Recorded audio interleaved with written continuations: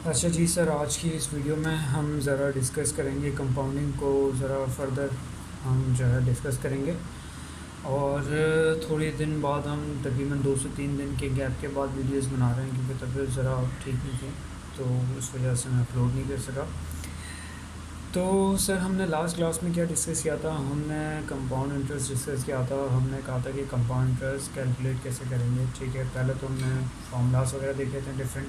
ठीक है, उस फार्मूलाज के बाद हमने प्रैक्टिस क्वेश्चंस देखे थे। प्रैक्टिस क्वेश्चंस के बाद हमने फ्यूचर वैल्यू निकालना सीखी थी, कंसिडरिंग के कंपाउंड इंटरेस्ट एनुअल बेसिस पे हो। फिर हमने कुछ क्वेश्चंस ऐसे किए थे, या यूँ कह लो एग्जाम्पल्स की थी, जिसमें हमने ये डिस्कस किया था कि अगर compounding less than a year हो रही हो, for example compounding semi annually हो रही है, या कह लो कि मंथली हो रही है, क्वार्टर बेसिस पे हो रही है। आई मीन डेली बेसिस पे तो हमने नहीं देखा था, लेकिन हमने सेमी एनुअल और क्वार्टर बेसिस पे देखा था। तो कैसे उसकी कंपाउंडिंग अगर हो रही है तो कैसे फ्यूचर वैल्यू निकालेंगे, कंपाउंड इंटरेस्ट निकालेंगे। ठीक है, तो सर अभी आज हम डिस्कस करते हैं कंपाउंडिंग। ठीक है सर, कंपाउंडिंग के बारे में डिस्कस करते हैं। सर, हमारे कोर्स में ना दो तरह की कंपाउंडिंग है। सर, एक है कंटिन्यूस कंपाउंडिंग, ठीक हो गया। सर, एक होती है बाय पार्ट्स कंपाउंडिंग।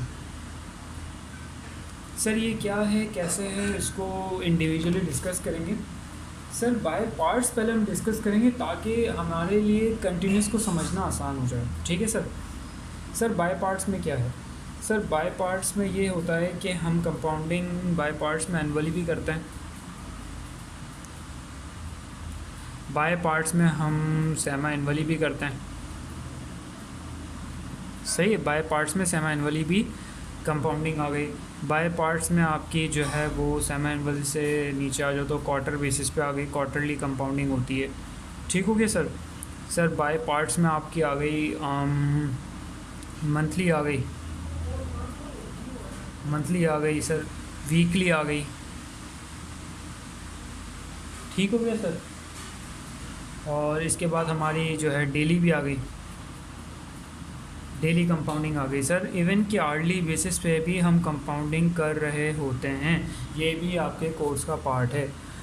तो ये सारी कंपाउंडिंग आ जाती है हमारी कंपाउंडिंग बाय पार्ट्स में।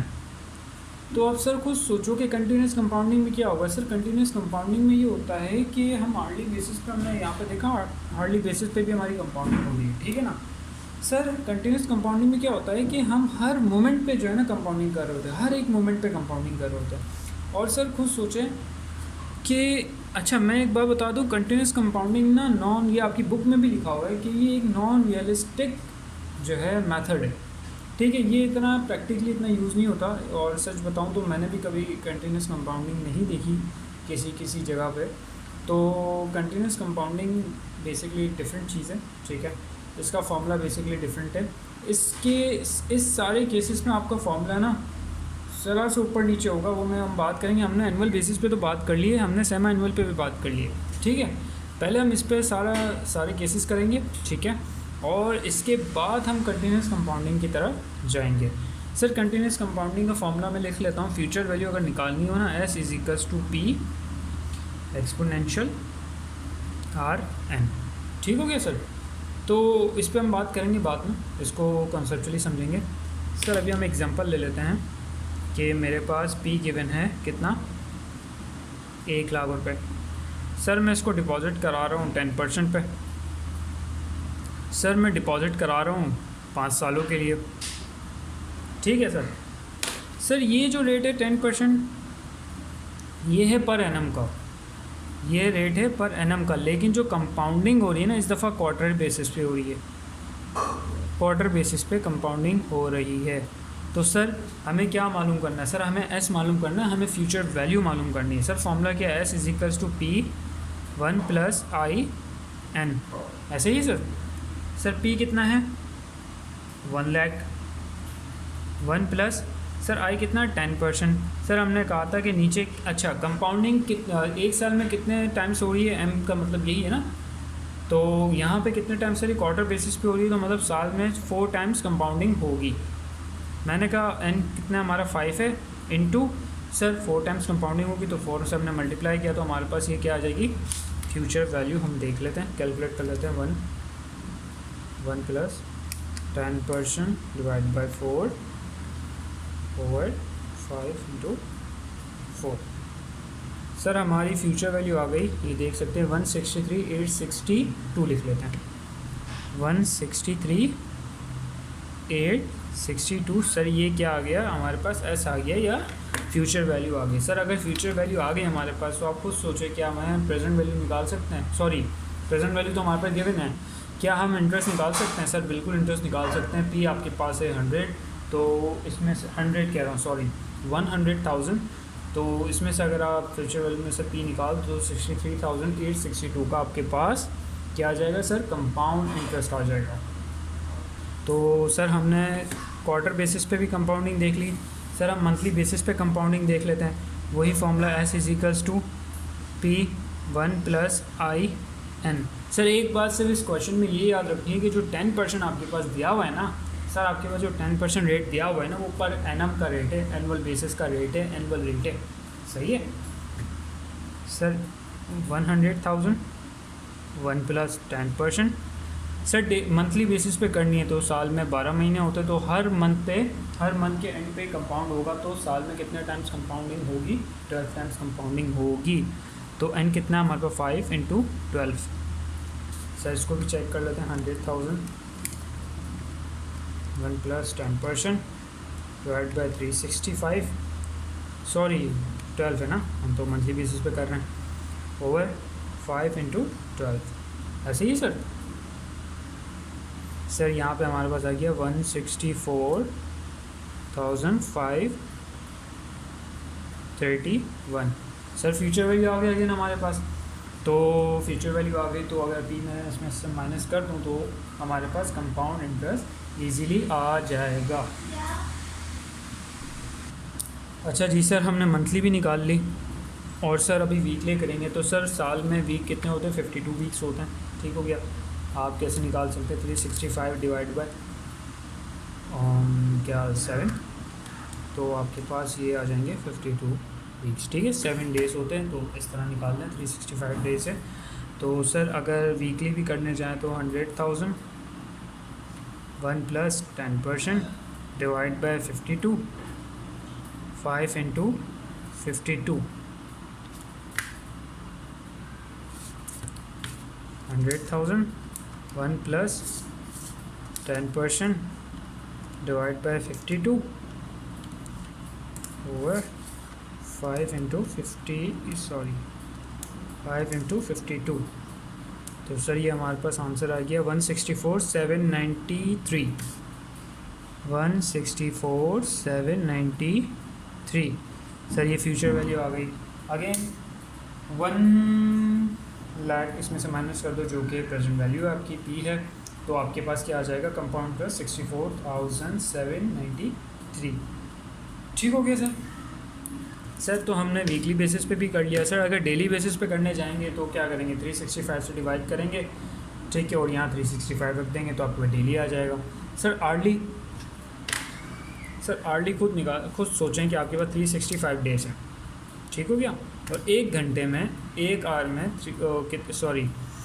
दिन में 24 आवर्स हैं, ठीक है। तो सर आपके पास 8,760 आवर्स आ जाएंगे। तो आप 8,760 आवर्स को डिवाइड करेंगे, यहाँ पे 8,760 आवर्स रखेंगे तो आपके पास आर्ली रेट भी आ जाएगा। यहाँ तक क्लियर है सर, ठीक है। सर इस पॉइंट के बाद ना हम कंटिन्यूस कंपाउंडिंग को भी देख लेते हैं। सर कंटिन्यूस कंपाउंडिंग का फॉर्मूला क्या है, is to P exponential R N. Sir P हमारे पास क्या गिवन है, 1 लाख, एक्सपोनेंशियल सर ये कैलकुलेटर में आप सॉल्व कर लेंगे। सर आर कितना है, 10% इंटू एन कितना है सर 5। सर ये आपके पास क्या आ जाएगी, फ्यूचर वैल्यू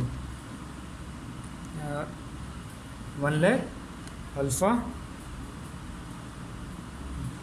एक्सपोनेंशियल ओवर 10% ही है, बिल्कुल 10% है, इंटू 5। सर ये आपके पास आ गया 164,872, 872। सर एक बात सोचने वाली है कि ये कितना है 164,872। सर ये अभी हमें पता है कंटिन्यूस कंपाउंडिंग के थ्रू आया है। सर हम एक निकालते हैं आर्ली बेसिस पे ना, हम यहाँ पे आर्ली बेसिस पे निकाल लेते हैं। मुझे एक चीज़ समझानी है।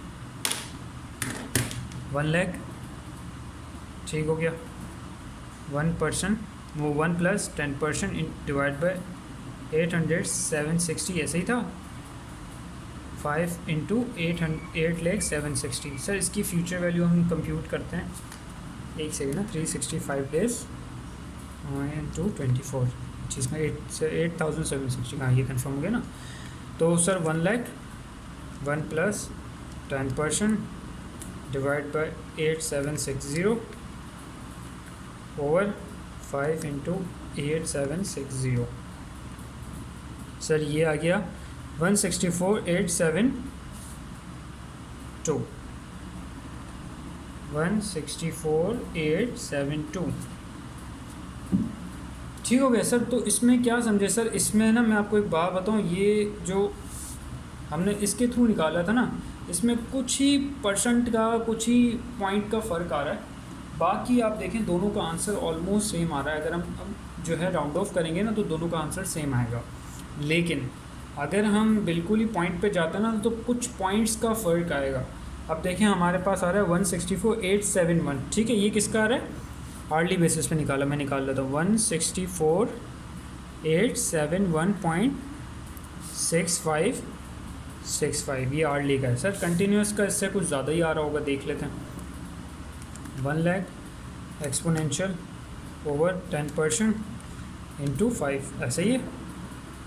सर 164,872.1271 मतलब हमारा कंटिन्यूस कंपाउंडिंग का जो आंसर है, जो फ्यूचर वैल्यू है, वो उससे ज़्यादा ही, मतलब इंटरेस्ट हमें कंटिन्यूस कंपाउंडिंग में ज़्यादा मिल रहा है। सर वजह क्या है सर, सिर्फ एक ही वजह है कि यहाँ कंटिन्यूस कंपाउंडिंग में आप हर मोमेंट पे करते हो। मतलब जब भी हम कंपाउंडिंग करेंगे आर्ली बेसिस में, कंटिन्यूस कंपाउंडिंग में कुछ सोचें, जब कंपाउंडिंग हो रही होगी तो कुछ ऐसे मोमेंट पे हो रही होगी जो आर से बेसिस पे आर्ली जो यहाँ पे हम आर्ली कर लें ना, वो आर्ली से भी कम होगा, सही है, 1 घंटे से भी कम होगा। मतलब ये समझ लो कि हर मिनट्स में कंपाउंडिंग हो रही है, हर सेकंड्स में कंपाउंडिंग हो रही है, सही है। तो आप इसको कंटिन्यूस को समझने के लिए ऐसा सोच सकते हैं कि हार्डली बेसिस से भी नीचे का जाके कंपाउंडिंग हो रही है, जब भी इसकी वैल्यू ज़्यादा आ रही है, ठीक है सर। तो हमने सर इस क्वेश्चन में क्या सीखा कि कंपाउंडिंग कितनी तरह की होती है, सही है।